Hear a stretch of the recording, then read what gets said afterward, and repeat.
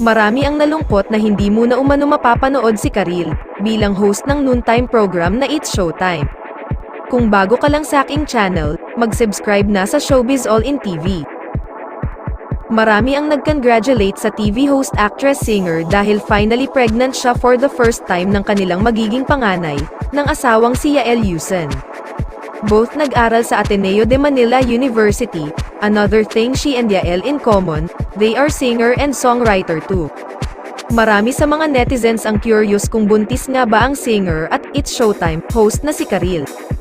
Ilang araw na rin kasing usap-usapan sa social media kung preggy na ba ang It's Showtime host dahil napansin ng mga netizens na tila nag-gain ito ng weight.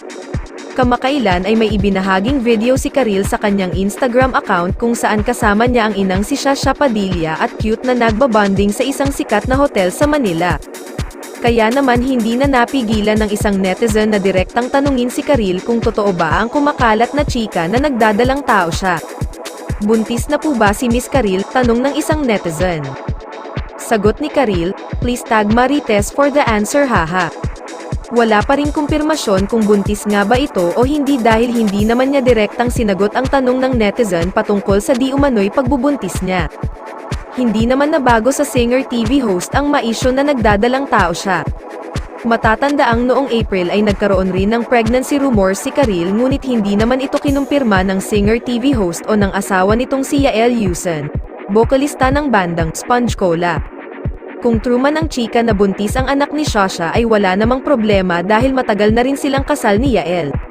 March 2014 nang ikasal ang dalawa, well, abangan na lang natin ang gagawin niya, at announcement nito sa It's Showtime. Samantala, ayon din sa isang entertainment columnist na si Baby E ng Pangmasa, kumpirmadong buntis nga si Karil sa unang anak nila ng asawang si Yael Yuson. Maraming netizens naman na nagsabi na tiyak na mamimiss nila si Karil, sa ngayon ay wala pang kumpirmasyon mula sa aktres at sa Showtime.